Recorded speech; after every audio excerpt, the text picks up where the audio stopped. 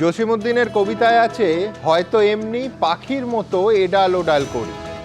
তবে এডাল ওডাল তো শুধু পাখিরাই করে না, রাজনীতির লোকজনও হামেশাই করে থাকে, বিশেষ করে ভোটের আগে।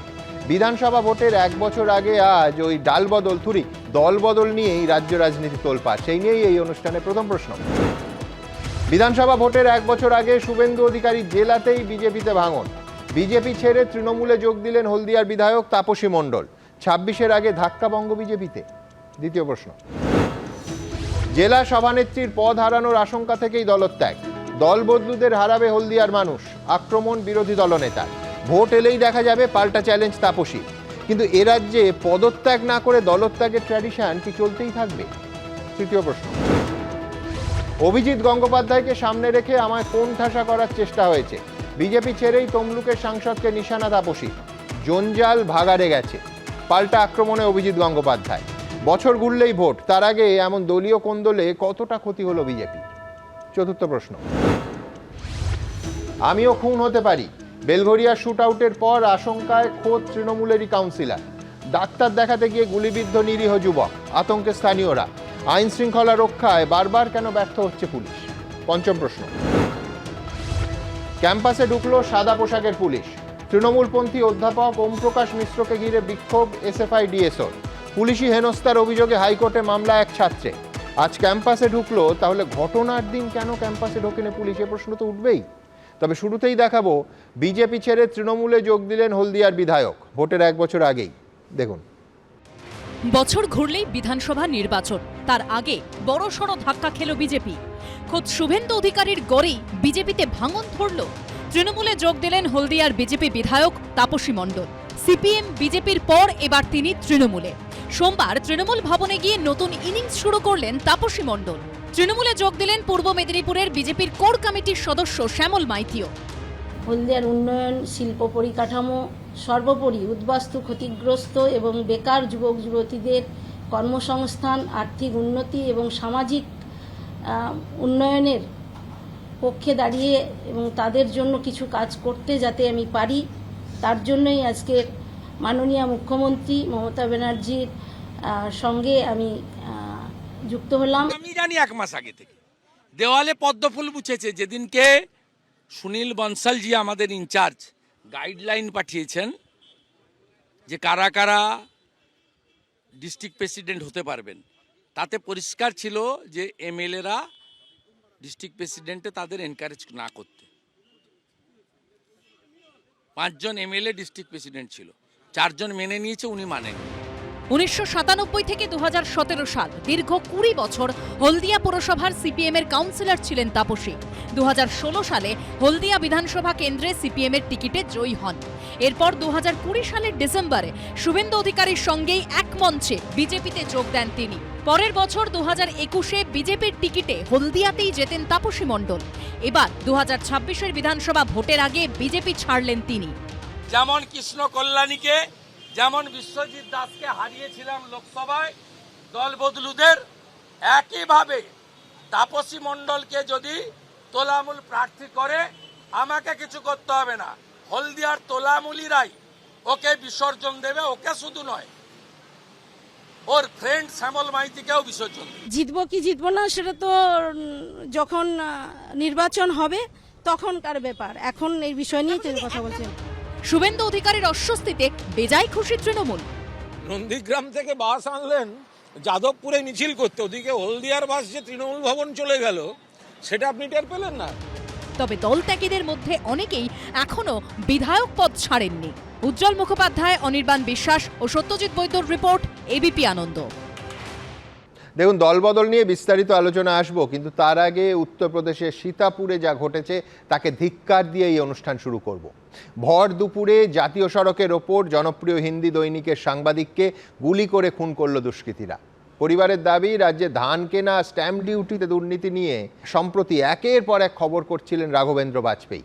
এরপরই তার কাছে হুমকি ফোন আসতে শুরু করে।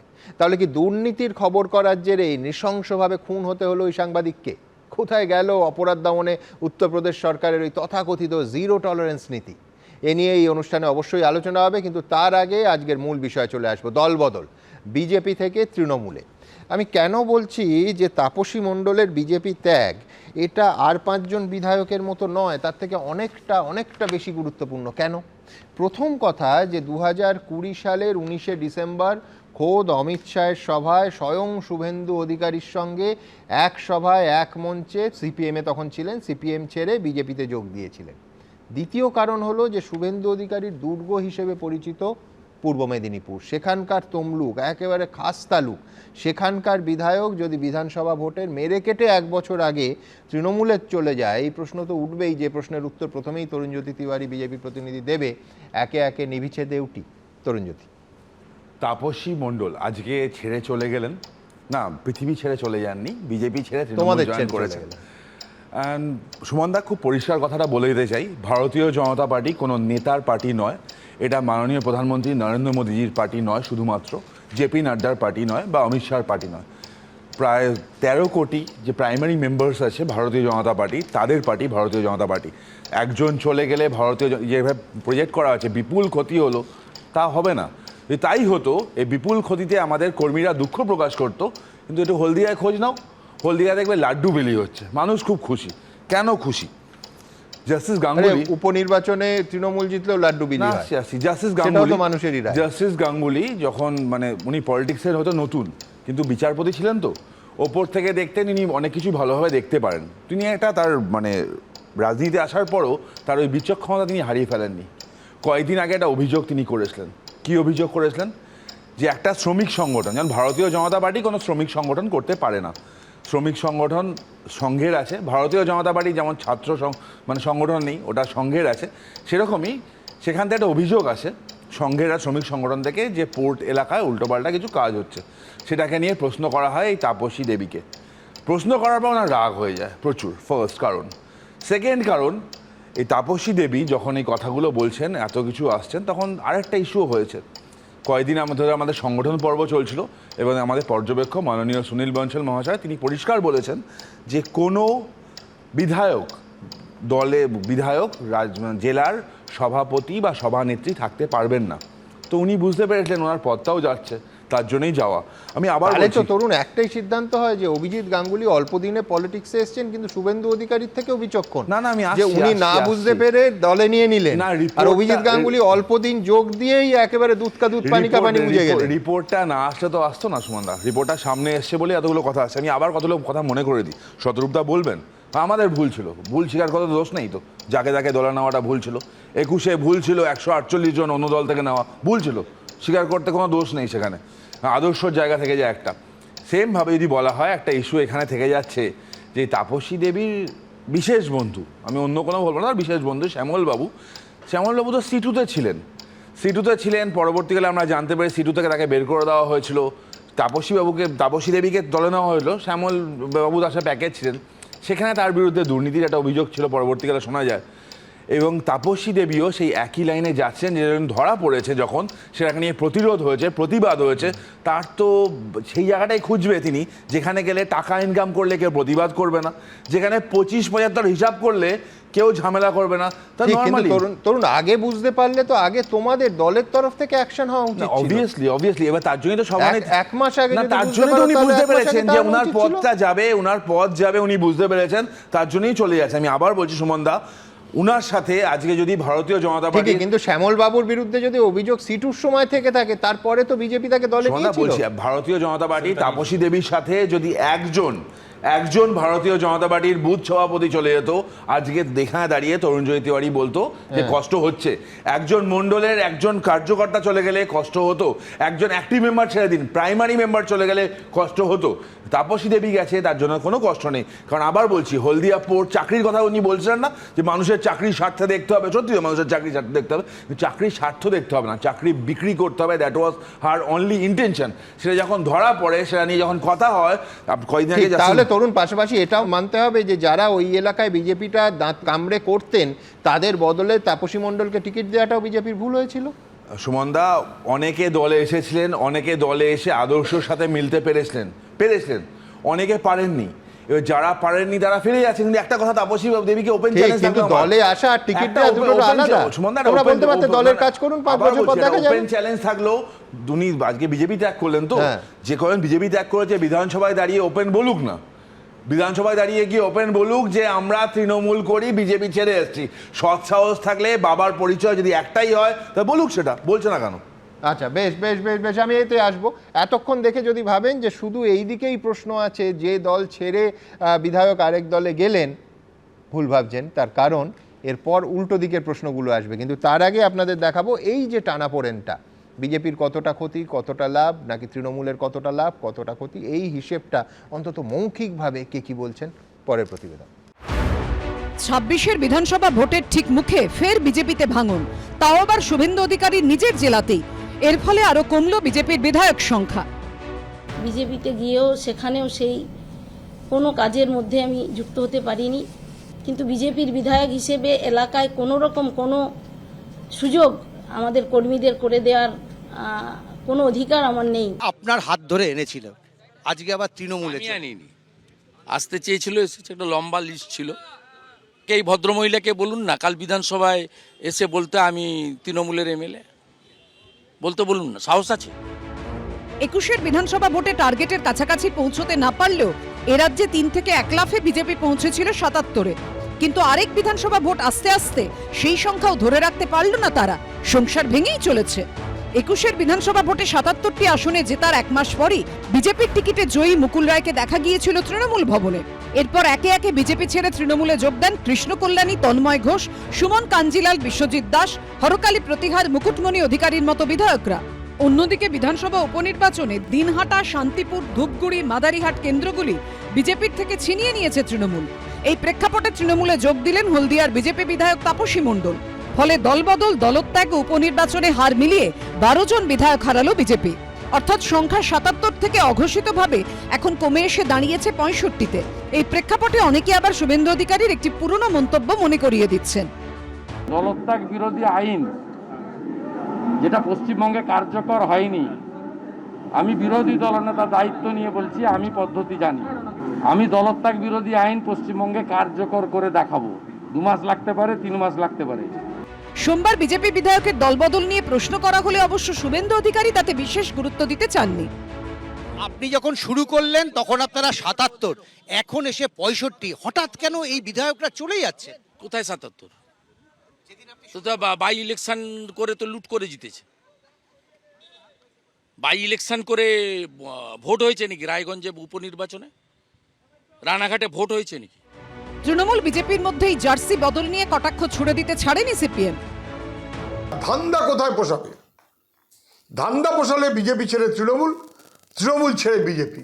রাজনীতিতে যখন সর্বগ্রাসী চেহারা নেয় তখন তার সুযোগ বিজেপি তৃণমূল দুজনেই নেবার চেষ্টা করে, এবং দুটোই অসভ্যতার মতো মনোভাবে নেয়, যেখানে নীতি নৈতিকতার কোনো মূল্য নেই, শুধু ক্ষমতা, দম্ভ, ধান্দা।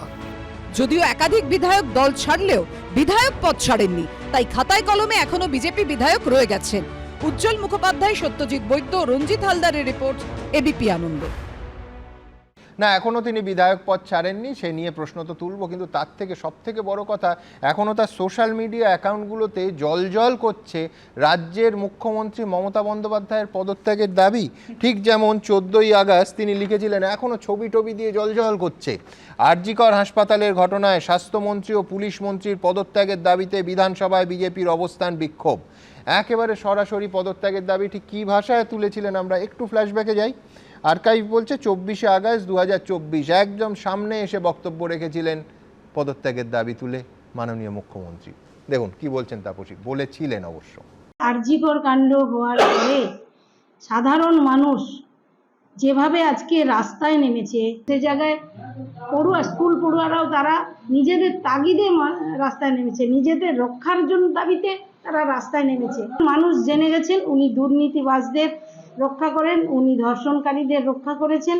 দেখুন, তখনও হয়তো কেউ বলতেই পারেন যে মমতা বন্দ্যোপাধ্যায়ের যে উন্নয়নের জোয়ার, সেই ছবিটা ওনার চোখে ধরা পড়েনি, নাই পড়তে পারে। এবার দেখুন, পরপর বিধায়করা যারা যাচ্ছেন তারা হঠাৎ বলছেন যে একদিন সকালে উঠে মমতা বন্দ্যোপাধ্যায়ের উন্নয়ন দেখতে পাচ্ছেন এবং তৃণমূল কংগ্রেসে যোগ দিচ্ছেন। সেটা দিতেই পারেন, বলতেই পারেন যে দেখুন আমারই তো মন। এবার সেই মন পরিবর্তিত হয়েছে, কার কি বলার আছে? বলার থাকতো না যদি না নৈতিকতার একটা প্রশ্ন থাকতো। দেখুন, যে প্রতীকে যে ঝান্ডায় মানুষের ভোট পেয়ে তারা জিতেছেন, দলবদল করতে হলে সেই বিধায়ক পদে ইস্তফা দিয়ে যদি অন্য দলে যেতেন, অন্য দলে যোগ দেন এবং তারপর সেখান থেকে যেতেন, কারুর কোনো প্রশ্ন তোলার কোনো নৈতিক অধিকার নেই। এই প্রশ্ন আমরা মুকুল রায়ের সময় তুলেছি, বাইরন বিশ্বাসের সময় তুলেছি। আচ্ছা, উল্টো দিকে যখন ধরুন ঠিক 21-এর নির্বাচনটার আগে এক ঝাঁক তৃণমূল কংগ্রেসের বিধায়ক নেতা তারা শটান বিজেপির দিকে গেলেন, যা প্রবীর ঘোষাল গেছিলেন, বৈশাখী ডালমিয়া, এদের একটা বড় অংশ কিন্তু পদত্যাগ করেননি।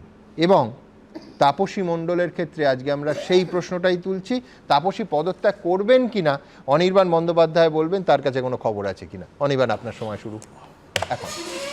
দেখুন, খবর থাকার প্রশ্নে আমি তো খুব অতি সামান্য ব্যক্তি। শুভেন্দুবাবু বলছিলেন তার কাছে 1 মাস আগে থেকে নাকি এর খবর ছিল। শুনে ভালোই লাগলো। আমি শুধু আপনাদের অনুরোধ করব, সুমনদা, আপনাদের সাংবাদিকদের বলবেন একবার শুভেন্দুবাবুকে জিজ্ঞাসা করতে ওনার কাছে এইরকম আরও কটা খবর রয়েছে। কারণ আমি আপনাকে এখান থেকে বলে দিচ্ছি, যে কটা খবর ওনার কাছে নেই সে কটা খবর আমার কাছে আছে। আমি যদিও কেউ নই, আমি অত্যন্ত সামান্য একজন ব্যক্তি হয়েও বলছি, ওনার নিজের জেলায় একটু আগে তরুণবাবু পুরনো বিজেপি বা প্রাইম কার্ড হোল্ডার ইত্যাদির কথা বলছিলাম, টেকনিক্যালিটিতে যাচ্ছি না। আমি তরুণের ব্যাপারটা যতদূর জানি একদম প্রথম বিজেপি জয়েন করে সেখান থেকে ডাইরেক্ট বিজেপিটাই করছে। এরকম বহু পুরনো বিজেপি, তৎকাল বিজেপি, নতুন বিজেপি ইত্যাদি অনেক ডিভিশন আছে। কিন্তু শুভেন্দুবাবু নিজের জেলায় উনি কি এই খবর রাখেন যেই তরুণের থেকেও বহু পুরনো বিজেপি একটা বড় অংশ তারা আর শুভেন্দুবাবুর ছাতার তলায় থাকতে রাজি নন, যে কোনো দিন যা খুশি হতে পারে? তখনও কি তিনি একইভাবে বলবেন আমার কাছে তো আগের থেকেই খবর ছিল?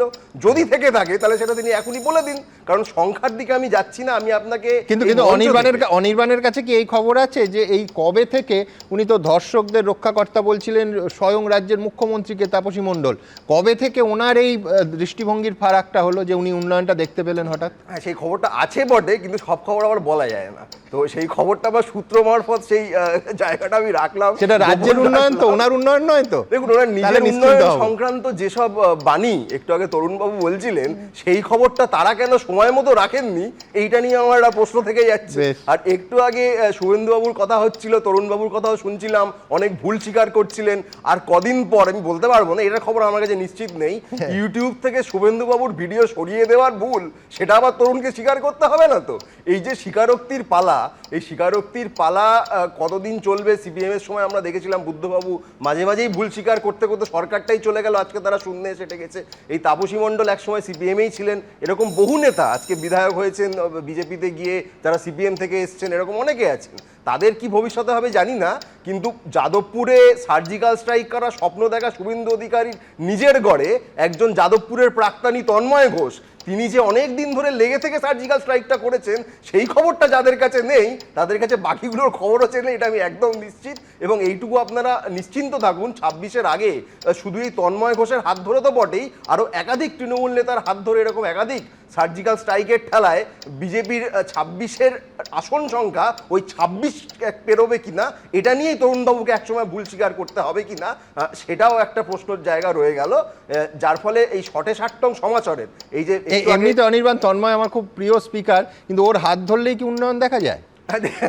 দেখুন, তন্ময় ঘোষের হাত ধরলে উন্নয়ন দেখতে পাবেন নাকি মমতা বন্দ্যোপাধ্যায়ের উন্নয়ন এমনিতেই কারো আত্মা ধরেই দেখতে পাবেন, সেটা মানুষ সাধারণভাবে যেটা ঠিক করেছেন সেই স্রোতে যদি তাপসী দেবীর পরে আরও একাধিক বিজেপি বিধায়ক বা সাংসদও হতে পারে, আমি বলতে পারবো না, তারাও যদি গা ভাসাতে চান, তাতে নৈতিকতার প্রশ্ন আপনি যেটা তুলছেন সেটা আমি অস্বীকার করব না। এখানে তরুণবাবু একটু আগে একটা প্রশ্ন তুললেন যে যদি এক বাবা ইত্যাদি কিসব বলছিলেন, তা যখন দিব্যেন্দু অধিকারী ইত্যাদি তারা যখন সংসদে গিয়ে বাবা ঠাবা কিসব ওসব তো টলেননি, তাহলে কি তাদের পিতৃত্ব পরিচয় নিয়ে তরুণবাবুর কোনো সন্দেহ আছে? তখন তো সব বলেননি যে দিব্যেন্দু অধিকারীর এক বাবা হলে গিয়ে বলুক সংসদে যে না আমি তো এখন বিজেপিতেই এসেছি।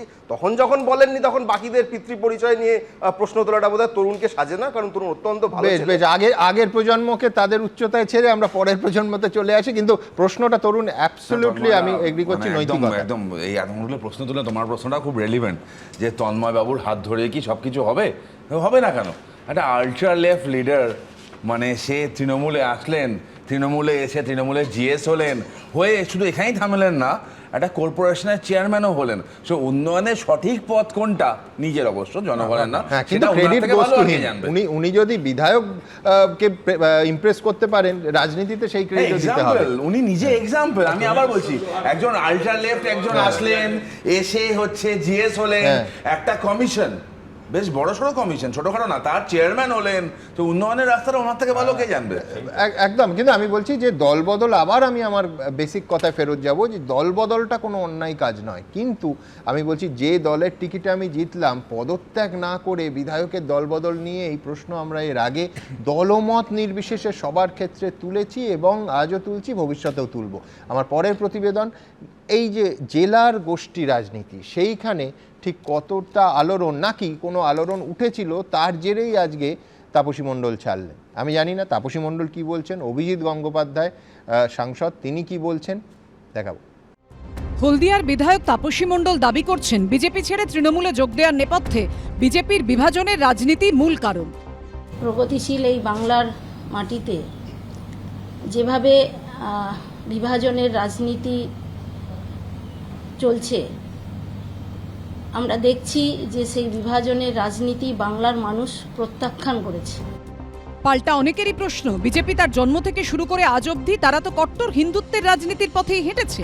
আজ বিজেপি নতুন এমন কি করলো যে তাপসী মণ্ডল চমকে উঠলেন? 2020 সালে তিনি যখন বিজেপিতে যোগ দেন, তখন তিনি জানতেন না বিজেপি কি ধরনের রাজনীতি করে? নাকি তাপসী মণ্ডলের দলবদলের পেছনে অন্যতম প্রধান কারণ তমলুকের বিজেপি সাংসদ অভিজিৎ গঙ্গোপাধ্যায়ের সঙ্গে বিবাদ, সম্প্রতি যা চরম আকার নেয়? 16 ফেব্রুয়ারি হলদিয়ায় আরএসএস এর শ্রমিক সংগঠন ভারতীয় মজদুর সংঘের একটি সভা ছিল, যেখানে আমন্ত্রণই জানানো হয়নি ভারতীয় জনতা মজদুর সেল বা বিজেএমসি নামে একটি পৃথক শ্রমিক সংগঠনকে, যে সংগঠনটি তৈরি হয়েছিল বিধায়ক তাপসী মণ্ডলের উদ্যোগে। এই নিয়ে বিজেপি সাংসদ অভিজিৎ গঙ্গোপাধ্যায়ের সঙ্গে বিজেপি বিধায়ক তাপসী মণ্ডলের দ্বন্দ্ব চরমে ওঠে। বিএমএস এর ওপর যারা নির্ভর করেন তাদেরকে ভেঙে বিজেএমসি নাকি সেখানে নিয়ে চলে যাওয়ার উদ্যোগ নেওয়া হচ্ছে আমাদেরই দলের দু একজন নেতৃস্থানীয় লোকের উদ্যোগে। সেইটা আমি করতে বারণ করেছি। এটা প্রতারণামূলক একটা সংগঠন। এমপি মহাশয় হলদিয়া সম্পর্কে এখনো সবকিছু জানেন না, হলদিয়ার কি পরিবেশ কি এগুলো উনি এখনো জানেন না।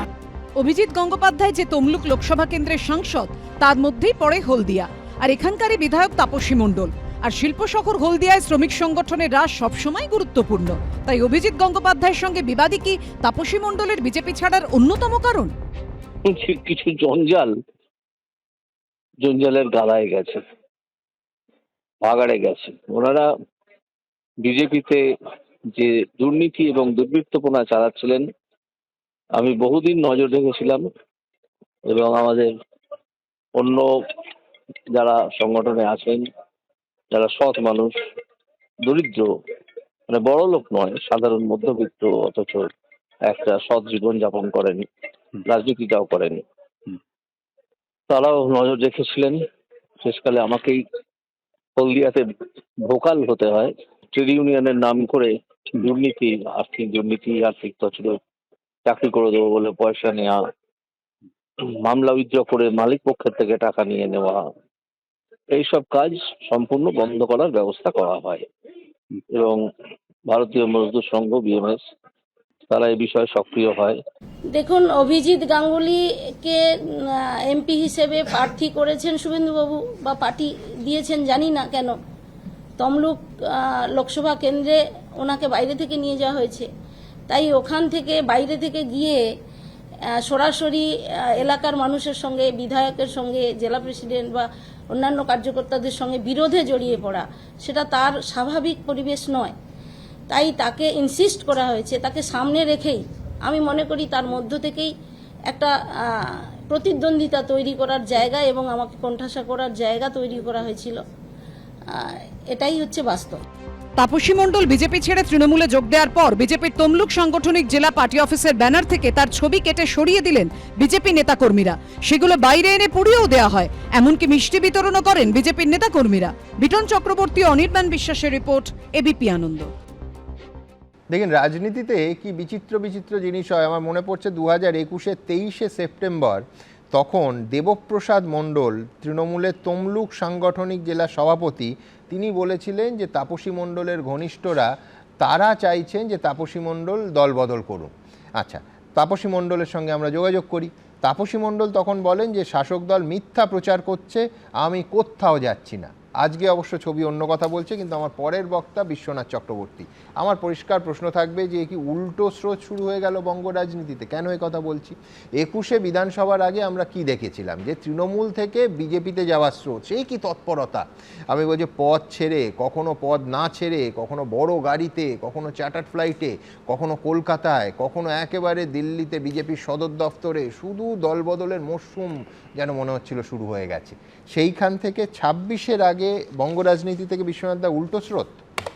সুমনদা, একদম পরিষ্কার কথা বলতে চাই যে বিজেপি 77 থেকে 65-তে নেমেছে এবং গত কয়েকটা নির্বাচনে যদি ফলাফল বিশ্লেষণ করেন তাহলে বিজেপি ডিক্লাইন মোডে আছে। যদি আমি লোকসভা নির্বাচনের কনটেক্সটে দেখি তাহলে 12টা আসনে নেমে গেছে। একটার পর একটা উপনির্বাচনের দিক থেকে তাকাই যদি, তাহলে তার ভোট পার্সেন্টেজ কমেছে, পুরসভায় ভোট পার্সেন্টেজ কমেছে, পঞ্চায়েতে ভোট পার্সেন্টেজ কমেছে, যদিও ভোটগুলো নিয়ে অবশ্যই প্রশ্ন আছে। অর্থাৎ বিজেপি একটা পতন মানে পরিষ্কার বিভিন্ন উপনির্বাচন বা বিভিন্ন নির্বাচনে ধরা পড়ছে। কিন্তু এই প্রথম আমি বলবো, পূর্ব মেদিনীপুর একটা জেলা ছিল যেখানে শুভেন্দু অধিকারী সবগুলো নির্বাচনে কিন্তু নিজের অবস্থান ধরে রাখতে পেরেছিলেন। এই প্রথম এই দলবদলটা কেন গুরুত্বপূর্ণ? শুভেন্দু অধিকারী সাজানো বাগান মানে তছনছ হওয়া শুরু হয়েছে এবং তাপসী মণ্ডলের সরে যাওয়ার মধ্য দিয়ে কিন্তু এটা ধরা পড়ছে। তাপসী মণ্ডল কেন সরলেন? দুটো কারণ। একটা হলো উনি হাওয়া বদলের মানুষ। তিনি সিপিএম থেকে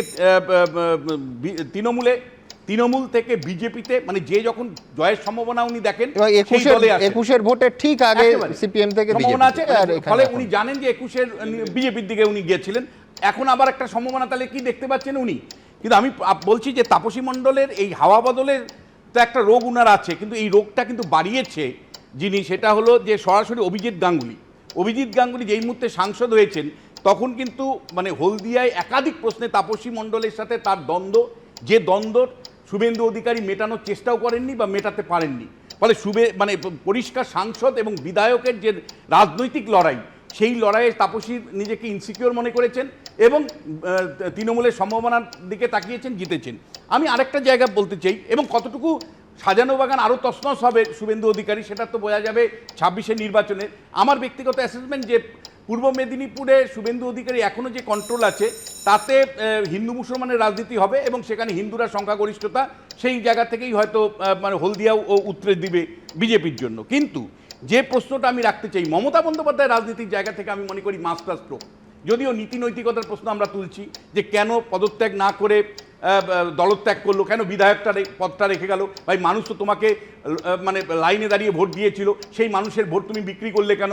ফলে বিক্রিওয়ালারা বিক্রি করবেই, এখন আর নীতি নৈতিকতার মধ্যে নেই। কিন্তু মমতা বন্দ্যোপাধ্যায় যে নীতি নৈতিকতার কথা বলেন, ওয়াশিং মেশিনের কথা বলেন, এই লোকটা আরএসএস করলো, এই লোকটা মানে হিন্দুত্বের রাজনীতি করলো এই তাপসী মণ্ডল, তাকে আপনারা কিভাবে সেকুলার পার্টির মধ্যে নিয়ে নিলেন? কি মেকানিজমের মধ্য দিয়ে ইনি সেকুলার হয়ে গেল, ধর্মনিরপেক্ষ হয়ে গেল? মানে মুসলিম বিরোধী একটা মানুষ কি করে হিন্দু মুসলিম সবাইকে নিয়ে চলবে? এবং একই সাথে আপনাকে প্রশ্ন বলতে চাই যে মমতা বন্দ্যোপাধ্যায় কিন্তু 2026-এর নির্বাচনের আগে যে এই যে দলবদলগুলো করছে, এগুলো কিন্তু পারসেপশন তৈরি করবার জন্য। পরিষ্কার অন্য জায়গাতেও এই পারসেপশনটা আসবে, না তৃণমূলের সম্ভাবনাই বেশি, যেটা আপনি এইমাত্র বললেন যে 21-এ তো বিজেপিতে যখন জয়েন করছিল এই পারসেপশনটা ক্রিয়েট করা হচ্ছিল যে বিজেপি ক্ষমতা আসবে তাই দলে দলে সব বিজেপিতে জয়েন করছে। এখন তৃণমূলে জয়েন করার অর্থ হলো যে নিশ্চয়ই তৃণমূলের সম্ভাবনা আছে জয়ের, তাই দলে দলে লোক তৃণমূলে জয়েন করছে। কিন্তু মমতা বন্দ্যোপাধ্যায়ের এখানে ক্যারিশমা আমি বলবো যে তুই সবচেয়ে বেশি তার সমালোচক যে হয় তাকে কিন্তু তিনি দলের মধ্যে নিয়ে কিন্তু মুখ বন্ধ করে দেন। সেটা নির্বেদ রায় থেকে শুরু যদি করেন আপনি, উদয়ন গুহ, আপনি যদি রেজ্জাক মোল্লার থেকে শুরু সোমেন করেন, মিত্র। একের পর এক নেতা যারা সবচেয়ে বেশি মমতা সবথেকে বন্দ্যোপাধ্যায়কে বড় সমালোচনা উদাহরণ করেছেন, সোমেন মিত্র। তাদেরকে দলের মধ্যে নিয়ে তিনি কার্যত বলে মানে বোতলবন্দি করে দেওয়া সেই কাজটি করেছেন। বেশ। ফলে আমি পরিষ্কার করে বলতে চাই, আজকের রাজনীতিতে নীতি নৈতিকতার কোনো জায়গা নেই। জো জিতা ও সিকান্দার। সুতরাং একটা উইকেট পড়ে গেছে পূর্ব মেদিনীপুরে বিজেপির, মানে সেই জায়গা থেকে বিজেপি ডিসঅ্যাডভান্টেজ জায়গা, এবং তৃণমূলের পারসেপশন বিল্ডিং এর জায়গা থেকে অবশ্যই অ্যাডভান্টেজ জায়গা। তৃণমূল। না আমি সুমন দা দুটো বিশ্বনাথ দা বলছেন শুভেন্দু অধিকারী সাজানো বাগান শুকিয়ে গেছে। বিশ্বনাথ দা বললেন বিজেপি ডিক্লাইনিং ফোর্স, বিজেপির পতন হচ্ছে। এই তাপসী ম্যাডামের ব্যাপারটা কিছুটা মানে প্রবলি তার ব্যাড লাগেটা, মানে সবসময় রং সাইডেই থাকেন। 21-এ ভেবেছিলেন আমরা আসবো, উনি আমাদের জয়েন করলেন, আমরা আসতে পারিনি। 26-এর রং সাইডেই থাকছেন, আবার পয়সা ভুলটা করছেন। কিন্তু একটা অন্য কথা বলছি মন্দ, আমার না মানে লতে আমি কোন পেপারে কী মার্কস পেলাম আমার মনে নেই। আমার একটা পেপার মনে আছে, ট্যাক্সে আমার মার্কস সবথেকে কম ছিল। আমি আউট অফ 100 স্বীকার করতে বাধ্য হয়েছি, 43 পেয়েছিলাম। 43 পাওয়াতে আমি জীবনে কোনো যাই করি ট্যাক্স বা রেভিনিউ ম্যাটার নিয়ে কোনো মাথা ঘামাইনি, কারণ জানি দিস ইজ নট মাই মানে এক্সপার্টাইজ। সেরকমভাবে বিজেপি ডিক্লাইন ফোর্স, বিজেপি পারবে কি পারবে না, after prediction of Delhi election Biswanath দার দ্বারা এগুলো বলা মনে হয় উচিত না। আর একটু জানুক, আর একটু বুঝুক, তারপর কমেন্ট করবেন। না, আমি শুধু বলবো যে আমি যখন ডিক্লাইন ফোর্স বলছি, আমি কিন্তু মানে তথ্য দিয়ে বলছি যে 2019-এর থেকে আসন বিজেপির কমলো না বাড়লো? কমেছে। আমি বলেছি যে 2021-এর পরে যে 77টা বিধায়ক ছিল সেটা কমে গিয়ে 65 হয়েছে। আমি বলেছি একটার পর একটা উপনির্বাচনে বিজেপির ভোট পার্সেন্টেজ 30-এর নিচে। আমি বলেছি একটা পুরসভা নির্বাচনে দাঁত ফুটোতে পারেনি। আমি বলেছি পঞ্চায়েত নির্বাচনে আমি যখন এই কথাটা বলছি আমি তথ্য দিয়ে বলছি। আমি এট দি সেম টাইমে কথা বললাম যে শুভেন্দু অধিকারী পূর্ব মেদিনীপুরে হিন্দু মুসলমানের রাজনীতির কনটেক্সটে ভোট হবে এবং সেখানে হিন্দু একটা ফ্যাক্টর বিশ্বনাথ মিস করছেন। বিশ্বনাথ যেটা ফ্যাক্টর ইন দিল্লির ক্ষেত্রে করেননি, ওই 3-4 মাসে এক্সট্রা 40,000 ভোট অ্যাড হওয়াটা, যেটা এক্ষেত্রে বাংলার ক্ষেত্রে ঠিক আছে।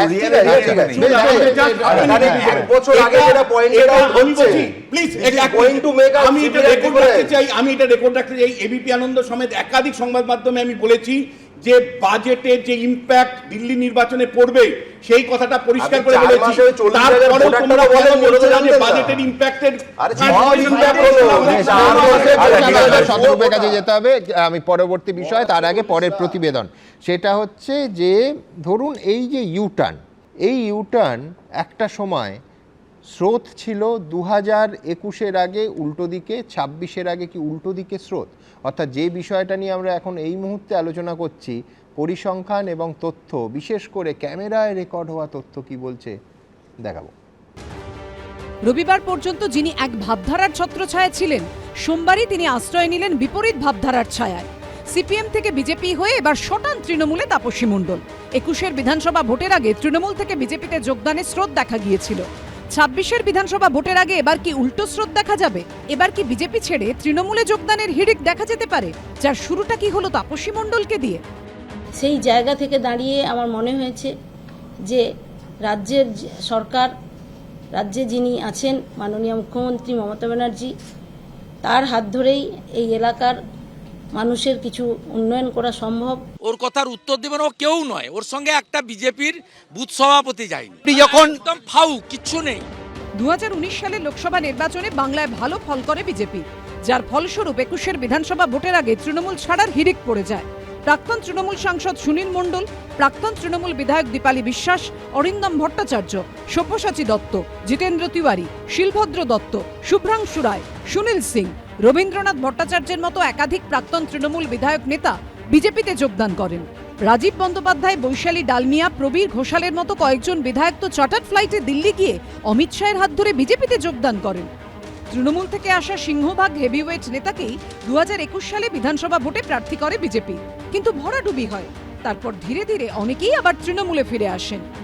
আমরা শুধু এইটুকু বলছি যে 2021-এ আমরা দেখেছি অনেকে চার্টার্ড ফ্লাইটে তৃণমূল থেকে বিজেপিতে গেছিল, আর তারা আবার পরবর্তীকালে বলেছে একটা অটো পাঠাও, আমরা আগে তৃণমূলে ফিরতে পারলে বাঁচি। তো সুতরাং বিজেপি 2026 সালে বিরোধী দল হওয়ার যে আসনটা স্বীকৃতি পাওয়ার সেই সংখ্যাটা পাবে না। মুখ্যমন্ত্রী থাকবেন মমতা বন্দ্যোপাধ্যায়। 2021-এর বিধানসভা ভোটের পর 2024-এর লোকসভা ভোটেও দুরন্ত ফল করে তৃণমূল। সম্প্রতি উপনির্বাচনেও বিজেপির পরাজয় ঘটে, ফের জয়ী হয় তৃণমূল। এই প্রেক্ষাপটে এবার বিজেপির হলদিয়ার বিধায়ক যোগ দিলেন তৃণমূলে। 21-এ মুড়ি মুড়কির মতো নেওয়ার জন্য আপনারা হেরেছেন অনেক সিট, জনগণ অ্যাকসেপ্ট করেনি। জনগণ ঠিকই বলেছিল, বুকুল রায়, রাজীব ব্যানার্জি, সব্যসাচী দত্তরা কি করেছে, পাবলিক তো ঠিক। পশ্চিমবাংলার জনগণ অত্যন্ত সচেতন, তারা এই ধরনের কাজকে অ্যালাউ করে না। সেই জন্য আমি এমএলএ, মন্ত্রিত্ব, প্রাইমারি মেম্বারশিপ সব ছেড়ে নাগরিক হিসেবে বিজেপিতে গেছি, তাই আমার এলাকার লোক আমাকে গ্রহণ করেছে। ভোটের মুখে কখনো বিজেপিতে ঢল, কখনো তৃণমূলে। এই আসা যাওয়া কি গণতন্ত্রের পক্ষে ভালো? ক্ষমতায় কে টিকে থাকবে, ক্ষমতায় কে আসতে চলেছে সেটার উপর নিশ্চয়ই থাকে, কিন্তু তার সঙ্গে এই টিকিয়ে রাখার জন্যে ব্ল্যাকমেলিং অফ পলিটিক্যাল লিডার্স এটাও কিন্তু একটা গুরুত্বপূর্ণ অস্ত্র হয়ে দাঁড়ায়। এবারও বিধানসভা ভোটের আগে দলবদলের খেলা শুরু হয় কিনা তার উত্তর সময়ই দেবে। উজ্জ্বল মুখোপাধ্যায় ও সত্যজিৎ বৈদ্যের রিপোর্ট, এবিপি আনন্দ। দেখুন, সংবাদ মাধ্যমের আর্কাইভ একটা বিচিত্র জায়গা। 2017 সালের পুরসভা নির্বাচন, হলদিয়ার তৎকালীন সিপিএম বিধায়ক তাপসী মণ্ডল ছিলেন 8 নম্বর ওয়ার্ডের সিপিএম প্রার্থী। তো অভিযোগ করেছিলেন যে তার হাতে কালি লাগিয়ে বুথ থেকে বের করে দেওয়া হয়েছে। তার স্বামী অর্জুন মণ্ডল ছিলেন বাম এজেন্ট, তাকেও জোর করে তৃণমূল কংগ্রেস বুথ থেকে বের করে দিয়েছে। আর এই অভিযোগ শুনে তীব্র প্রতিক্রিয়া জানিয়েছিলেন শুভেন্দু অধিকারী। ভুল করেও ভাববেন না যে বিজেপির শুভেন্দু অধিকারী, তখন তৃণমূলের পরিবহন মন্ত্রী শুভেন্দু অধিকারী বলেছিলেন কোট অ্যান্ড কোট, ভোট শান্তিপূর্ণ হয়েছে, বিরোধীরা অপপ্রচার করছে। আর তারপর সেই শুভেন্দু অধিকারীর হাত ধরে তাপসী মণ্ডল গেলেন বিজেপিতে, এখন আজকে বিজেপি থেকে তৃণমূলে 17 উঠেই পড়ে যায়। আমি শতরূপকে বলি যে একটা সময় ছিল জানেন, তখন সিপিএম থেকে যাকে বহিষ্কার করা হতো, বারবার জ্যোতি বসু একটা সাক্ষাৎকারে তিনি ক্ষোভ প্রকাশ করেছিলেন, পরে একবার অনিল বিশ্বাসও বলেছিলেন যে আমরা সিপিএম থেকে কাউকে কোনো নীতির ভিত্তিতে দুর্নীতির জন্য হয়তো তাড়িয়ে দিলাম, শরিক দল যারা ছিল বামফ্রন্টের, সিপিআই হতে পারে, ফরওয়ার্ড ব্লক হতে পারে, আরএসপি হতে পারে, তারা একটা কুলিং পিরিয়ড দিয়ে নিয়ে নেয়। এ নিয়ে উষ্মা প্রকাশ করেছিলেন। বামপন্থীদের অনেক দিন অবধি এই রাজ্যে অত্যন্ত একটা অহংকারের জায়গা ছিল যে আদর্শগত কারণে বাম থেকে অন্য দলে, বিশেষ করে ডানপন্থী দলে কেউ যায় না। আমি বলছি একাধিক উদাহরণ আছে, তাপসী মণ্ডল সাম্প্রতিকতম উদাহরণটি রাখলেন, আরেকবার দলবদল করে এবং মনে করিয়ে দিয়ে যে 2021-এর ভোটের ঠিক আগে 2020 ডিসেম্বর মাসে তিনি সিপিএম থেকে যোগ দিয়েছিলেন বিজেপিতে। রেজ্জাক মোল্লার কথা বহুবার আলোচিত হচ্ছে, বামফ্রন্টের দাপুটে মন্ত্রী থেকে তৃণমূলের মন্ত্রী। কোন মন্ত্রী? দফতর ধরলে তিনি হরেকৃষ্ণ কোনার কিংবা বিনয় চৌধুরীর চেয়ারে বসা মন্ত্রী। অর্থাৎ সেই মানে হাওয়ার স্রোত, তাহলে হাওয়ার ঢেউ সিপিএমেও লাগিয়েছে। শতরূপ, আমি এই প্রশ্নে আসার আগে জাস্ট দু একটা কথা বলছি। আমি দেখলাম যে শুভেন্দু অধিকারী বলছেন 21-এর বিধানসভার আগে যারা মুড়ি মুড়কির মতো বিজেপিতে যোগ দিয়েছিল, আমি বুঝতে পারলাম না উনি নিজেকে কি বললেন, নিজে উনি মুড়ি নাকি মুড়কি। তারপরে আমার আরও অবাক লাগলো, উনি আবার তাতে আবার মুকুল রায় রেফারেন্স দিচ্ছেন। আরে মুকুল রায় তো আপনার আগে বিজেপিতে জয়েন করেছিল, ও তো সিনিয়র, আপনি জুনিয়র বিজেপিতে। যাকে আমি বলছি সুমনদা, জয়প্রকাশ মজুমদার থেকে শুরু করে তাপসী মণ্ডল পর্যন্ত একটা জিনিস আমি দেখছি, যারাই এ রাজ্যে বলেছিল যে বামপন্থীদেরকে দিয়ে আর হবে না, কংগ্রেসকে দিয়ে আর হবে না, তৃণমূলের বিরুদ্ধে ভালো করে লড়বো বলে আমি বিজেপিতে যাচ্ছি, তারাই দেখি পরবর্তীকালে তৃণমূলের বিরুদ্ধে আরও ভালো করে লড়বে বলে একেবারে তৃণমূলেই চলে যায়। এবার যেটাকে নিয়ে আজকে আমরা আলোচনা করছি, তুমি যে প্রশ্নটা তুমি বলছো তৃণমূলে ভেতর থেকে লড়াই করাটা অনেক সহজ। এনারা বোঝেন যে আমরা এত থার্ড ক্লাস যে আমরা যে দলে থাকবো সেই দলে লালবাতি জ্বলে যাবে, সেই কারণে হয়তো যাচ্ছে। আমার মনে আছে তাপসী মণ্ডল এবং অশোক দিন্দা বলে তখন তমলুকের এমএলএ ছিলেন, ওই একই সাথে এরা বিজেপিতে যেদিন জয়েন করেছিলেন সন্ধ্যেবেলা এরকমই একটা বিতর্কে, এবিপিতে নয় অন্য একটি চ্যানেলে, আমার উল্টো দিকে ছিলেন যিনি বিজেপির প্রতিনিধি, আমি নাম করেই বলছি কেয়া ঘোষ। তো এটাকে নিয়ে যখন আমি একটা কথা বলেছিলাম যে দেখুন সিপিএমের এই খারাপ সময়ে যারা সিপিএমের সঙ্গে গদ্দারি করছে, বেইমানি করছে, সে কিন্তু বিজেপির খারাপ সময় বিজেপির সঙ্গেও থাকবে না। তখন উল্টে আমাকে একটা ব্যঙ্গ শুনতে হয়েছিল যে তোমাদের তো এখন দলে কেউ নেই, তার আগে লোকসভায় আমরা শূন্য হয়ে গেছি, 19-এর লোকসভায়, তোমাদের এখন শূন্য, তোমাদের দলে কেউ যায় না, সুতরাং এই কথাগুলো বলছো। আমি কথাটা এই কারণে বলছি সুমন দা, তুমি যে প্রশ্নটা করলে আমি সেটার উত্তরেই এই কথাটা বলছি যে এখন দেখো ব্যাপারটা কি, আমাদের দল থেকে এটা কয়েকজন গেছে, এটা অনস্বীকার্য, যদিও আমাদের দল থেকে কেউ যেতে পারে না, এটা বলে কবে আমরা গর্ব করেছি আমি জানি না। তুমি যেটা বললে যে চেয়ারে মানে হরেকৃষ্ণ কুমার বসেছেন সেই চেয়ারেই বসে থাকা একটা লোক রেজ্জাক মোল্লা, অন্য দলে গেছেন, সে তো দেখো আমাদের কলকাতা কর্পোরেশনের যে চেয়ারে নেতাজি সুভাষচন্দ্র বোস বসেছেন সেই চেয়ারে বসা লোকেরা কেউ স্যান্ডো পরে পয়সা খায়, কেউ সিঙ্গারার সঙ্গে ঘুষ খায়, এগুলো তো আমরা দেখেছি। যাক কেউ তোয়ালে মুড়িয়ে পয়সা খায়। যাক এই বিবর্তন তো বাংলার রাজনীতি বা এই অধঃপতন হয়েছে। আমি কথাটা যে কারণে বলছি সুমনদা, আমাদের যেটা গর্ব ছিল, আছে এবং আশ্বস্ত করছি তোমাদেরকে চিরদিন থাকবে, তা হচ্ছে অন্য দল থেকে একজনকেও মানুষের রায়ের সঙ্গে প্রতারণা করে আমরা আমাদের দলে নিইনি। এবং প্রশ্নটা এটা নয় যে আজকে আমাদের কোনো এমএলএ নেই, আমরা শূন্য। 34 বছর আমরা সরকার চালিয়েছি সুমনদা, কি মনে করো আজকে 5 মাস 6 মাস ক্ষমতায় না থাকতে পারলে, যাদের দম আটকে আসে, দলে থেকে কাজ করতে পারে না, রাত্রিবেলা ঘুম হয় না, তারা 34 বছর রাইটার্স বিল্ডিংয়ের বাইরে ঘুরঘুর করেছে, ভেতরে পা রাখতে পারেনি, তখন কারো দম আটকায়নি। অর্থনীতির একটা নিয়ম রয়েছে যে কোনো প্রোডাক্টের দাম থাকে না বাজারে যদি তার সাপ্লাই থাকে, ডিমান্ড না থাকে, তার যোগান আছে কিন্তু চাহিদা নেই। বামফ্রন্ট সরকার কিন্তু আমার তথ্যের প্রয়োজনে এখানে তোমায় বলতে হবে যে প্রথম যে ভাঙনটা ধরেছিল তৃণমূল 2011-এ ক্ষমতা আসার পর, সিপিএম এর নয় কিন্তু বামফ্রন্ট থেকেই, অনন্তদেব অধিকারী, দশরথ তির্কে এবং সুনীল মণ্ডল। আমি বোধহয় বোঝাতে পারছি না আমার কথা। আমি বলছি আমরা অন্য দল থেকে নির্বাচিত কাউকে আমাদের দলে আনিনি, আমি যাওয়ার কথা বলছি না। দেখো সুমনদা, কোনো এমএলএ কোনো এমপি গরু ছাগল নয় তাকে আমি খুঁটিতে বেঁধে রাখবো, এটা প্রশ্ন খালি সিপিএম। কিন্তু আমি যাকে টিকিট দিয়ে জনপ্রতিনিধি করছি সে আমার দুঃসময় চলে যাবে না, আমি তো সেটা বাঁচাতো আমার দায়িত্ব, অন্য দলের নয়। এইটা তুমি যদি বলো, আমি মনে করি 100 বার এখানে আমাদের ব্যর্থতা আছে। এরা অনেক গলাবাজি করবে এই দুজন, কিন্তু আমি এখানে স্বীকার করবো যে একটা এই ধরো তাপসী মণ্ডলকে, যাকেই হোক না কেন, আমি মানুষের কাছে প্রেজেন্ট করেছি, তাকে আগে আমি চিনেছি, আমার মাধ্যমে মানুষ চিনেছে, পার্টির মাধ্যমে, সুতরাং সেখানে 100 বার আমরা দায় নেব, এদের এই দুজনের মতো গলাবাজি করবো না। কিন্তু আমি যেটা বলার চেষ্টা করছি তা হচ্ছে নিজের দল থেকে যে চলে যেতে চায় তাকে বেঁধে রাখার ক্ষমতা খুঁটিতে কারণ নেই।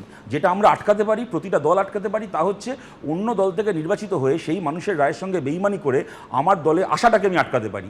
এইখানে আমি বলছি সুমনদা, তোমরা 3 মিনিট করে 3 জনকে সময় দিয়েছো, আমি এখানে দাঁড়িয়ে বলছি 9 মিনিট সময় আমি একা ডিজার্ভ করি, এদের একটা কথা বলার অধিকার নেই। তার কারণটা হচ্ছে এদের দুজনের দলে এই কাজ দিনের পর দিন করেছে এবং আমরা একমাত্র এই কাজ করিনি। বিশ্বনাথ স্যার যে কথাটা বললেন তাপসী মণ্ডলের দলবদলের রোগ রয়েছে, অসুখ রয়েছে, আরে প্রশ্নটা একা ব্যক্তি তাপসী মণ্ডলের অসুখের নয়, বাংলার রাজনীতিতে এই অসুখটা ছিল না। বাংলার রাজনীতির এই অসুখ তো 2011-এর পরে আমদানি হয়েছে। এই অসুখ থেকে একমাত্র আমরা বামপন্থীরা বাংলার রাজনীতিকে মুক্ত করতে পারি এবং আমরা মানুষের কাছে বলছি যদি আমরা সুযোগ পাই আপনাদের রায়, যেমন একসময় পেয়েছিলাম, আমাদের বিরুদ্ধে যে মানুষ ভোট দিয়েছেন তার ভোটটাও যেন 5 বছরের জন্য মর্যাদা পায়, এইটাকে আমরা নিশ্চিত করেছি 34 বছর, আগামী দিনেও এটাকে আমরা নিশ্চিত করব। আমি এইভাবে বলতে পারি যে অসুখটা বামপন্থী দলেও আছে, কিন্তু হ্যাঁ সেটা মহামারীর পর্যায়ে যায়নি। না আমি বলছি দলে নেওয়ার অসুখ নেই, বামপন্থী দলে নেওয়ার অসুখটা নেই, যাওয়ার অসুখ আছে। বললেন শতরূপদার সাথে 9 মিনিট কেন 90 মিনিট দেওয়া উচিত বলে আমি অন্তত মনে করি। ঠিকই মনে, কারণ হচ্ছে ওই কি বলে ওদের মানে আলটিমেট এরা সবথেকে ভালো সাপ্লায়ার, কারণ শৌকত মোল্লা, রেজ্জাক মোল্লা, সিদ্দিকুল্লাহ, শাহজাহান, আরেকটা কথা আমি এতক্ষণ কি হিব্রু ভাষায় বললাম, তুই বুঝতে পারলি না? বলছি তোমরা এমন কথা বলো তোমরা কিছু করেন, তোমরা কংগ্রেসের, তোমরা তো উঠে গেছো কোলে কংগ্রেসের, যে যার হাতে তোমাদের কর্মী তার সাথে জোট, দাদা দেখো যার হাতে তোমার কর্মী খুন হয়েছিল নাকি তার সাথে জোট করে কথা বলি। আমি সেটুকু সুযোগ চাইছি, তা যদি বলে তাহলে এই শুভেন্দু অধিকারীর হাতে 2018-এর পঞ্চায়েতে কাঁথিতে বিজেপির কর্মী, কতজন কর্মী মারা গেছে? তুমি তো বললে বিবস্ত্র করে খুন করার পরে বিজেপি মিছিল করেছিল। ভাই কেন মাঝখানে বলছো? এত আজ 10টা অবধি আলোচনা করতে হবে এরপরে। আমি যে কথাটা এখানে বলছি, আমি ও সব বুঝতে পেরেছে, বেকার ফালতু কথা বলে সময় নষ্ট করছে। আমি এই কথাটা বলছি, যদি প্রতিটা রাজনৈতিক দলের মধ্যে এই কনসেনসাস তৈরি হয় যে আমরা কেউ দলবদলকে এনকারেজ করব না, তাহলে দলের নেওয়াটা বন্ধ করতে হবে, যাওয়াটা বন্ধ করার ক্ষমতা কারো পিতৃপুরুষের নেই। ফালতু এখানে গলাবাজি করতে লাভ নেই। আজকের ভারতবর্ষে 2025-এর ভারতবর্ষে কোনো এই ধরনের প্রতিজ্ঞা নিতে পারে বা নিতে চলেছে এইরকম দল অন্তত যারা রাষ্ট্র ক্ষমতার কাছাকাছি আছে তাদের মধ্যে দেখা যাচ্ছে না। এইটা স্বীকার করতে কোনো অসুবিধা নেই। আমি তোমাকে একটা উদাহরণ দিচ্ছি, আমি তোমাকে কংক্রিট উদাহরণ দিচ্ছি। 2021-এর বিধানসভাতে, হ্যাঁ তুমি সেটা তো আমরা লোকসভায় শূন্য হয়ে যাওয়ার পরে তোমার মনে থাকবে, মারা গেলেন কদিন, আমার বলতে খারাপ লাগছে, মঈনুদ্দিন শামস, যেমন নলহাটিতে তৃণমূল ফরওয়ার্ড ব্লক ছেড়ে তৃণমূলে গেছিলেন, তৃণমূল পরের বার আর প্রার্থী করলো না, ফরওয়ার্ড ব্লকের অফিসে গিয়ে দেখা করলেন, বললেন যে আমি নলহাটি থেকে আবার ফরওয়ার্ড ব্লক নেতৃত্ব কিন্তু নরেন চ্যাটার্জিরা কিন্তু তাকে ফিরিয়ে দিলেন, বললেন যে আপনি যে গদ্দারি করেছেন মানুষের রায়ের সঙ্গে, আপনার এই অনৈতিকতাকে আমরা দ্বিতীয়বার সুযোগ দেবো না, প্রশ্রয় দেবো না। আমি বলছি আমরা মানে গোহারা হেরে যাওয়ার পরে যে নৈতিকতা ধরে রাখতে পারি, জিতে যাওয়া দল এত এমএলএ এমপি থাকার পরে সেটা করতে পারে না। যেহেতু ফরওয়ার্ড ব্লকের উদাহরণ দিলে, বামফ্রন্ট সিপিএম তবু আমি বলছি যে অন্যদের তুলনায় বেটার হলেও কোথায়, আমি পরপর তো অনন্তদেব অধিকারী, দশরথ তির্কে বা সুনীল মণ্ডলের কথা বললাম, বারবার বলতে হবে না চলে যাওয়াটা কি আটকাবে?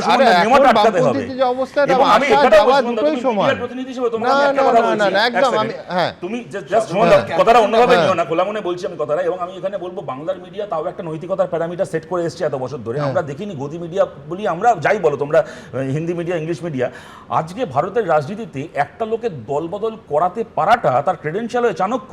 মহারাষ্ট্রে ভোট হচ্ছে, কর্ণাটকে ভোট হচ্ছে, টায় রেজাল্ট, অ্যাঙ্কাররা, আমি একদম খোলা মনে বলছি সুমনদা, তোমার সমালোচনা আমরাও শুনছি, নিশ্চয়ই আমি যে কথাটা বলার সুযোগ পাবো।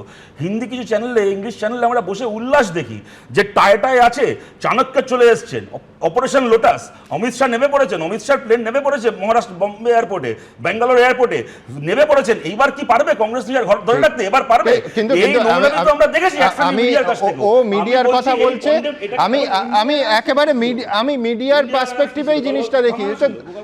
যদি এই এবিপি আনন্দ এবং দু একটি সংবাদপত্র, আনন্দবাজার, টেলিগ্রাফের মতো বাদ দিন, না না না না তা নয়, আমি তোমায় উদাহরণ দিচ্ছি যে একই ধরনের উদাহরণ তোমার শুনলে ভালো লাগবে। মুকুল রায় যখন একটার পর একটা জেলা খালি করতেন, তখন বেশিরভাগ মিডিয়ায় বাংলায় সংবাদ মাধ্যমে কি লেখা হতো? চাণক্য। এবং কেন লেখা হতো? যে দেখুন মুকুল রায় শূন্য থেকে তিনি সবাইকে কিনে নিয়ে তৃণমূলের ঝোলা ভরলেন। অর্থাৎ নৈতিকতার দৃষ্টিভঙ্গিটা, আমি কোনো তুলনামূলক সংবাদ মাধ্যমে তুলনামূলক আলোচনায় যাব না, কিন্তু এটা বলবো যে নৈতিকতার দৃষ্টিভঙ্গিটা সব ক্ষেত্রে সমান হোক, দিল্লিতে যেরকম পশ্চিমবঙ্গেও সেরকম। আমার পরের প্রতিবেদন আসবো শতরূপদের দল এবং বামপন্থীদের ভেতর থেকে কোথায় কোথায় কোট অ্যান্ড কোট পার্টি দলিলের ভাষায় বিচ্যুতি দেখা গেল, দেখুন। কেউ তৃণমূল থেকে গেছেন বিজেপিতে, কেউ আবার বিজেপি থেকে তৃণমূলে, কেউ তো এই দুই দলের মধ্যে একাধিকবার যাতায়াত করে ফেলেছেন, যা নিয়ে প্রায়শই কটাক্ষ ছুড়ে দেয় সিপিএম। কিন্তু যে বামেরা নিজেদের আদর্শবাদী রেজিমেন্টেড ফোর্স বা শৃঙ্খলা পরায়ণ বলে দাবি করে, এ রাজ্যে তৃণমূল জমানা শুরুর পর প্রথম দল বদলেছিলেন তাদের নেতারাই। 2014 সালে বাম শিবির ছেড়ে ঘাসফুলের পতাকা ধরেছিলেন আরএসপির অনন্তদেব অধিকারী, দশরথ তির্কে এবং ফরওয়ার্ড ব্লকের সুনীল মণ্ডল। এরপরে সিপিএম ছেড়ে অন্য দলে নাম লেখানোর এই তালিকা দীর্ঘ হতে শুরু করে। একসময় সিপিএম এর দাপুটে মন্ত্রী এবং মমতা বন্দ্যোপাধ্যায়ের কট্টর সমালোচক রেজ্জাক মোল্লা অব্দি ক্ষমতার পালাবদলের পর নাম লিখিয়েছিলেন তৃণমূলে। এ রাজ্যে বিজেপির সংগঠন মজবুত হওয়ার পর একেবারে উল্টো মেরু সেই শিবিরেও নাম লেখাতে দ্বিধা করেননি একাধিক সিপিএম নেতা। 2019 সালের লোকসভা ভোটের ঠিক আগে সিপিএম ছেড়ে বিজেপিতে যোগ দেন মালদার নেতা খগেন মুর্মু। পরপর দুটো লোকসভা ভোটে বিজেপির টিকিটে জিতে সাংসদও হয়েছেন তিনি। 21 বিধানসভা ভোটের আগে একই পথে হাঁটেন শিলিগুড়ির শঙ্কর ঘোষ, যে অশোক ভট্টাচার্যর হাত ধরে রাজনীতিতে আসা, দল বদলে বিজেপির টিকিট নিয়ে সেই অশোক ভট্টাচার্যকেই হারিয়ে বিধায়ক হন শঙ্কর। যে বদল আপনি করতে পারেন, কিন্তু যে দলের প্রতীকে জয়ী হয়ে এসছেন সেই দলের প্রতীক ছেড়ে আসা উচিত। আজকের দিনে দাঁড়িয়ে পশ্চিমবঙ্গের রাজনীতিতে তৃণমূল কংগ্রেসে যোগ দেওয়ার মধ্যে দিয়ে মানুষ, আমার মনে হয় না এই ধরনের সিদ্ধান্ত যিনি নিয়েছেন তাকে তার যথার্থ সম্মান কখনোই পাবেন বলে অন্তত আমি মনে করি। মাস দুয়েক আগে কলকাতা বইমেলায় বিজেপির স্টলে দেখা গিয়েছিল সিপিএম থেকে সাসপেন্ডেড প্রাক্তন বিধায়ক তন্ময় ভট্টাচার্যকে। এরপরই তার রাজনৈতিক পদক্ষেপ নিয়েও জল্পনা তৈরি হয়। দল ভাঙানোর রাজনীতি তৃণমূল আমলে পশ্চিমবাংলার সংযোজন। তার আগে এটা খুব একটা কারোর চোখে পড়েছে বলে মনে হয় না, ছিল না। থাকলে কোথাও ব্যতিক্রমী ঘটনা, 100টার মধ্যে একটা ঘটনা ঘটে যেরকম ব্যতিক্রমী।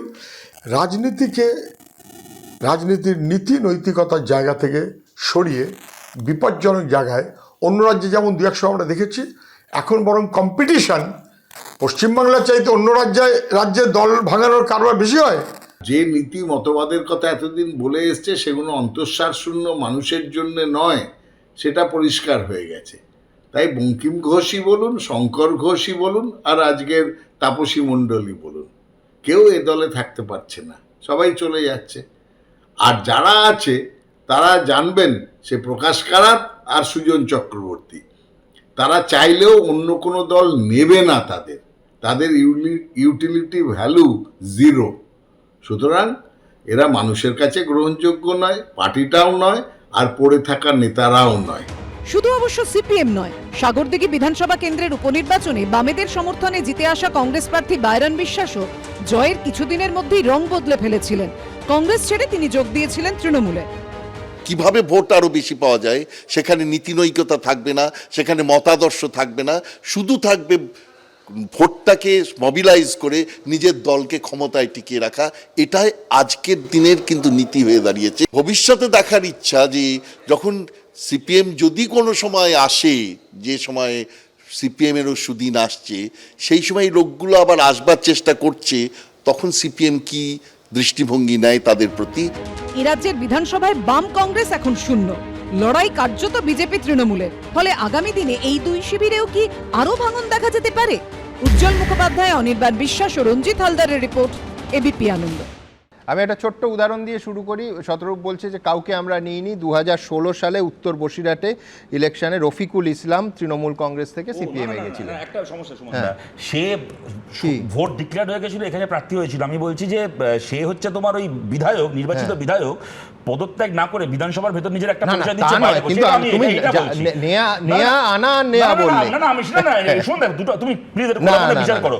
আমরা এখানে কথা হচ্ছে নৈতিকতার প্রশ্ন, তো পদত্যাগ না করে সব সময় উঠবে, কিন্তু বামপন্থীরা অন্য দল থেকে নেয় না। আরে বামপন্থী 77 সালে, তাহলে তোমায় বলতে হবে 77 সালে 72 যারা কংগ্রেসকে ভোট দিয়েছে, 77 আমায় ভোট দিলে কেন? তাহলে আমি ক্ষমতায় আসলাম। হ্যাঁ, কিন্তু তুমি বলেছো কোট আনকোট, শতরূপ রিপিটটা দেখে নিয়ে তুমি বললে যে আমি যাওয়াটা আটকাতে পারবো না, কিন্তু ফেরাটা আটকেছি। কোন ক্ষেত্রে আমি বলেছি? এবং আমি স্পেসিফিক্যালি উদাহরণ দিয়েছি যে আমরা জিতলে 5 বছর, আপনি যে মানুষ ভোট দিয়েছেন 5 বছর আপনার সেই মতামত, কিন্তু তার জন্য শূন্য থেকে সংখ্যায় আসতে হবে, তারপর হ্যাঁ সে তো ঠিক আছে, এবার আমি আসবো, সেটা তো অন্য কথা। কিন্তু আমরা দলবদল করিয়ে ওই বিধানসভার ভেতর একটা লোক বলছে আমি এই দলের, আর বিধানসভার বাইরে এসে অন্য দলের মিটিং মিছিল করছে। দেখো শতরূপ, এটা মানতে হবে যে সব থেকে দলবদল কারা করে, যাদের জেতার সম্ভাবনা আছে সেই দলে লোকে যেতে চায়, সেই জায়গাটা তো তোমরা অনেক সেফ। না এখানে হ্যাঁ, সে তো আমি এই কারণেই তো বললাম যে 34 বছর তাহলে আমাদের যেটা সবচেয়ে বড় সম্ভাবনা ছিল, তখন তো দলবদল করাইনি। তুমি যতবার এটা বলো আমাদের বিরুদ্ধে 100 অভিযোগ করতে পারো, আমি তুলনামূলক বিচারে তোমায় আমি এগিয়ে, হ্যাঁ তুলনামূলক বিচারে তোমায়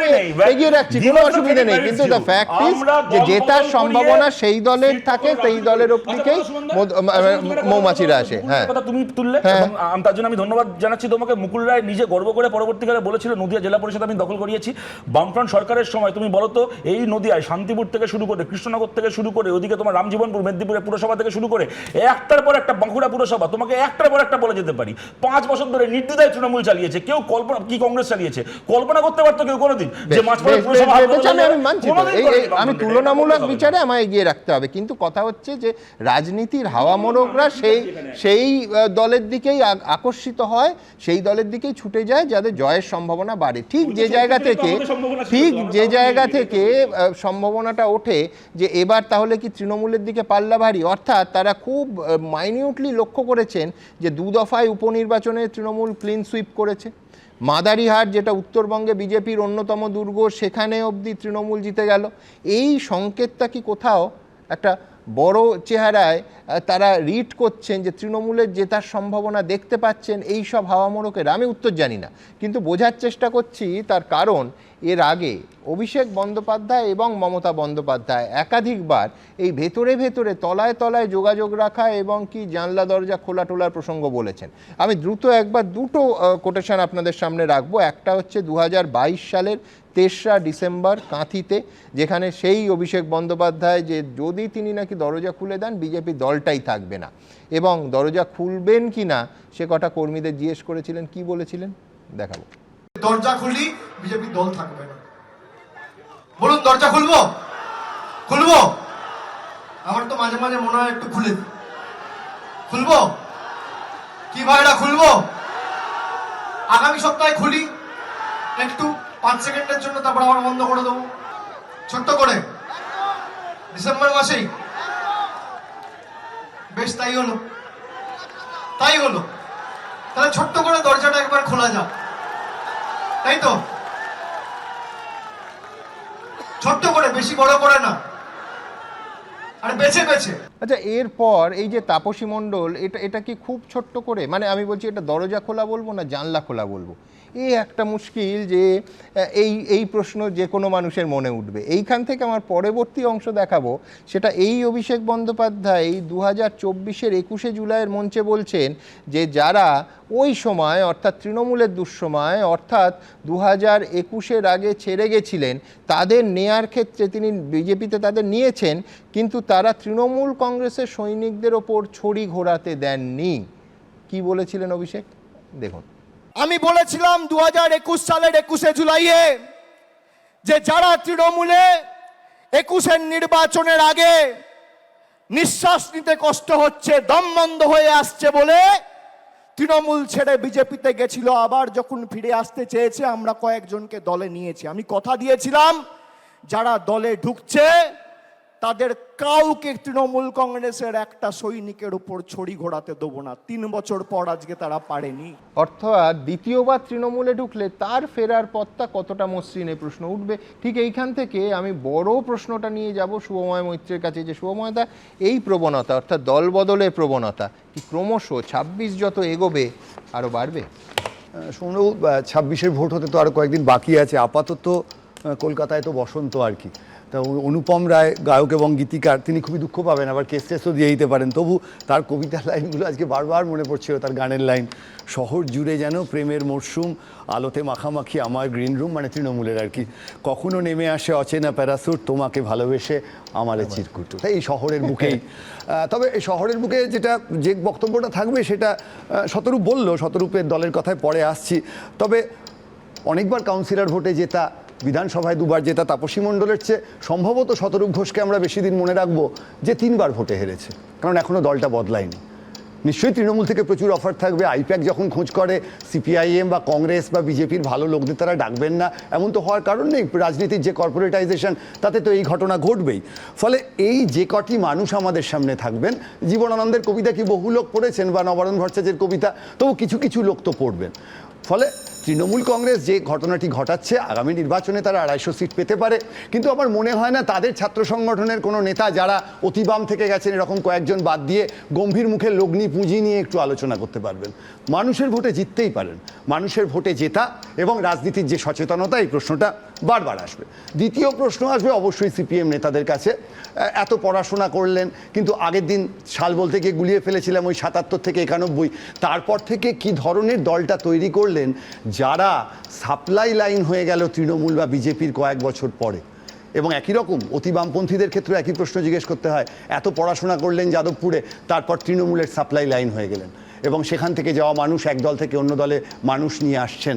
আপনি তো আজকে জোর গলায় আপনিও বলতে পারলেন যে এই ধরনের যুক্তিহীন এবং কোনো আদর্শহীন যে দলবদল, সেই জিনিসটাকে আমরা পছন্দ করছি না। তারা জিতবেন, বারবার ভোটে জিতবেন, এবং এটা কিন্তু বিজেপি দলবদল করুন, তার আগে পদত্যাগ করুন। দেখুন, বিজেপির একটা চরিত্র আছে, আদর্শবাদী চরিত্র, যেখানে তারা তাদের মতো রাজনীতি করেন, কিন্তু তারপর থেকে ক্রমাগত এই অমিত শাহের রাজত্বে আর কি বারবার এ দল থেকে ও দল লোক আনা, কখনো তাদের পদত্যাগ করিয়েছে বিভিন্ন। কিন্তু আমি বলছি শুভময়দা, আমার কাউন্টার আর্গুমেন্টটা এইটা রাখবো, 2019-এ কর্ণাটকে কংগ্রেস ছেড়ে বিজেপিতে গেছিলেন 14 জন বিধায়ক, প্রত্যেকে পদত্যাগ করেছিলেন। আমি বলছি মধ্যপ্রদেশে 2018 প্রত্যেকে রিজাইন করেছিলেন। একাধিক, একটার পর একটা দরকার ছিল সুমনবাবু। ভারতবর্ষের তো একটা গণতান্ত্রিক প্রেক্ষিত আছে, সংসদীয় একটা রাজনীতি আছে, সেখানে ওই 12 জনকে এনে ইমিডিয়েট সরকার দখল করাটা কি বিজেপির আদর্শগত রাজনীতির সঙ্গে মেলে? এবং এইখানেই আপনি একটু পরে হয়তো যাদবপুরের কথায় আসবেন। আমি বলছি, দেখুন, যাদবপুরের এই ছেলেগুলো হয়তো দেয়ালে কাশ্মীর টাশ্মীর নিয়ে দু একটা উল্টোপাল্টা কথা লিখেছে, এই ছেলেগুলোকে ক্রিমিনাল বলছেন, এই ছেলেগুলোর জন্য যাদবপুর দখল করছেন সেকেন্ডে সেকেন্ডে, এই ছেলেগুলোর জন্য বিজেপির কেউ বলছেন নাকি ঠান্ডা করে দেবেন, কাশ্মীরের টেম্পারেচার করে দেবেন যাদবপুরে। আমার প্রশ্ন হচ্ছে, এই যে বাচ্চা ছেলেগুলো, যে ছেলেগুলোর চোখে একটা রাজনীতির স্বপ্ন আছে, যাদবপুরে সম্ভবত দেখিনি যে এসএফআই করছে সে 2 দিন পরে ডিএসএফ করছে বা ডিএসএফ থেকে এসএফআই করছে।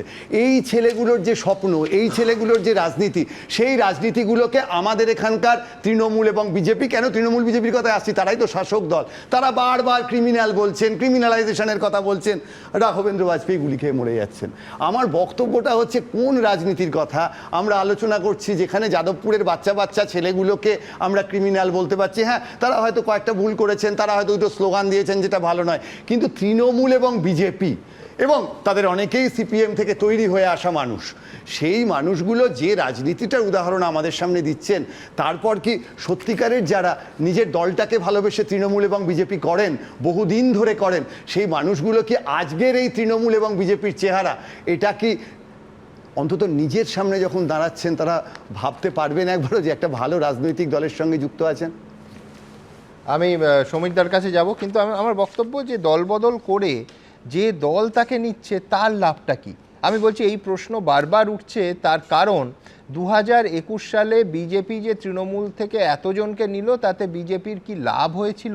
সব থেকে বড় প্রশ্ন এই রাজ্যের মাটিতে খুব সাম্প্রতিক অতীতে তো সেটাই। আমি এইখানে সমীরদা শুরু করার আগে দ্রুত একবার দেখাবো যে 21-এ যখন উল্টো স্রোত, প্রচুর নেতা, তার ভেতরে বিধায়ক আছেন, বড় নেতা আছেন, তারা চলে যাচ্ছেন বিজেপিতে। 2021-এর 10ই ফেব্রুয়ারি উত্তর দিনাজপুরের রায়গঞ্জে একটা জনসভায় দাঁড়িয়ে এই যারা ছেড়ে চলে যাচ্ছেন তাদের সম্পর্কে মমতা বন্দ্যোপাধ্যায় কি বলেছিলেন আগে একবার দেখাবো।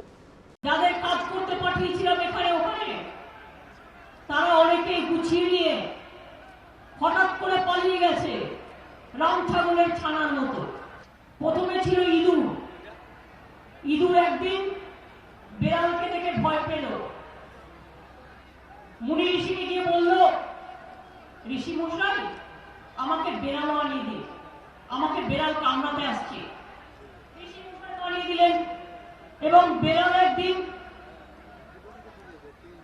বাঘ দেখে ভয় পেল,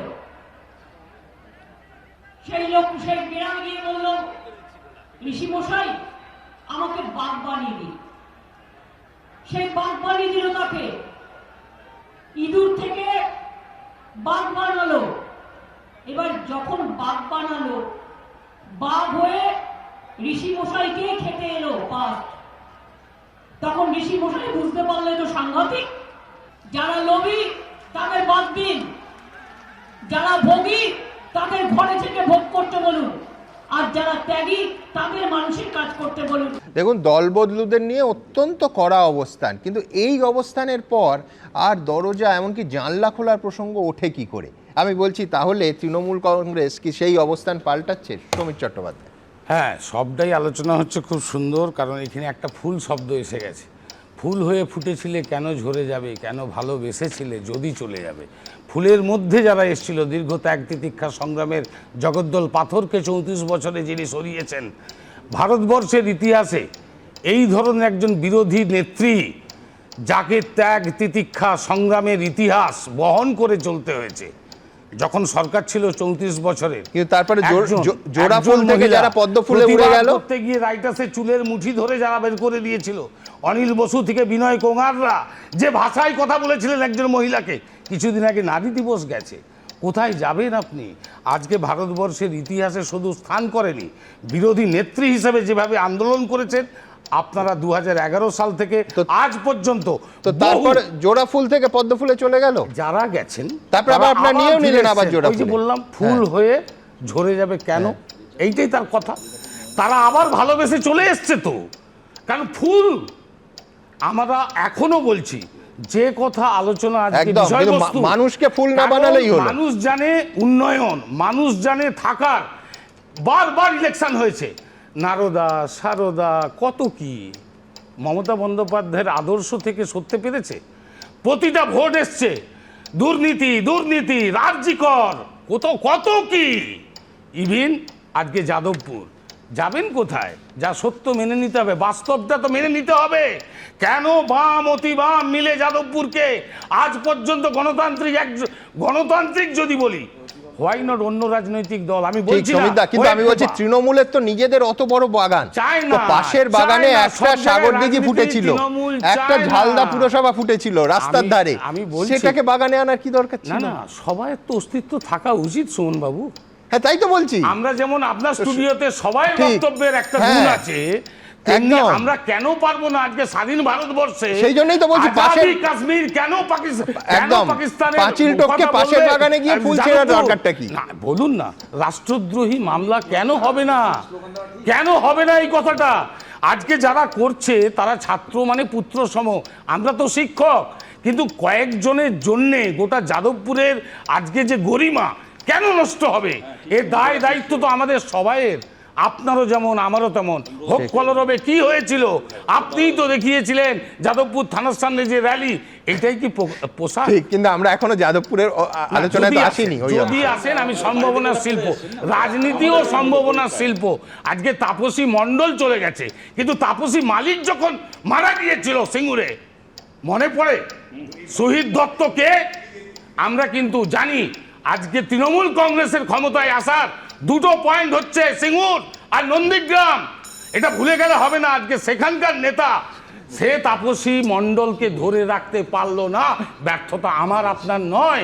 কারণ বিজেপি মানে বিজেপি মানে সব সময় চায় সিবিআই ইডি ভয়ের রাজনীতি, ভালোবাসার রাজনীতি তো মমতা বন্দ্যোপাধ্যায়। একদম মমতা বন্দ্যোপাধ্যায় ত্যাগের কথা হচ্ছে, ত্যাগ হচ্ছে খুব দ্রুত, পরবর্তী সবাই যাদবপুরের দিকে চলেই যাচ্ছে। ত্যাগ হচ্ছে ঘর রেশন চুরি, ত্যাগ হচ্ছে উন্নয়ন তৃণমূল নেতাদের, আর স্ক্যাম কোন এত কথা বলা কোনটা মিথ্যে। কথা বলি সেটা এক হচ্ছে সমীরদা যেটা বললেন যে এই তাপসী মালিকের বাবা কদিন আগে বললেন যে আমার মেয়েকে ধর্ষণ করে খুন করেছিল তৃণমূলের নেতারা, এই বিপিতেও খবর হয়েছিল, এই ইউটিউব চ্যানেলের লিঙ্ক পাঠিয়ে দেবো আপনাকে।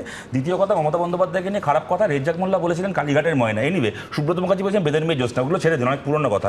বাবুল সুপ্রিয় মমতা বন্দ্যোপাধ্যায়কে যে ভাষায় বলতেন, আমি কোনোদিন মমতা বন্দ্যোপাধ্যায়ের বিরুদ্ধে এই ভাষায় কথা বলিনি, জীবনে বলবো না। আমি লাস্ট যে কথাটা বলি সুমনদা, তোমরা যে প্যাকেজটা দেখালে না, এর আগে অভিষেক বন্দ্যোপাধ্যায়ের কোনো কথা হবে তাই হচ্ছে ভাইপো টাইপো কি বললো, এগুলো খুব তুচ্ছ। আমি তোমায় বলছি মোদী এবং মমতা বন্দ্যোপাধ্যায় দুজন অত্যন্ত গুরুত্বপূর্ণ নেতা নেত্রী আমাদের দেশের এবং রাজ্যের।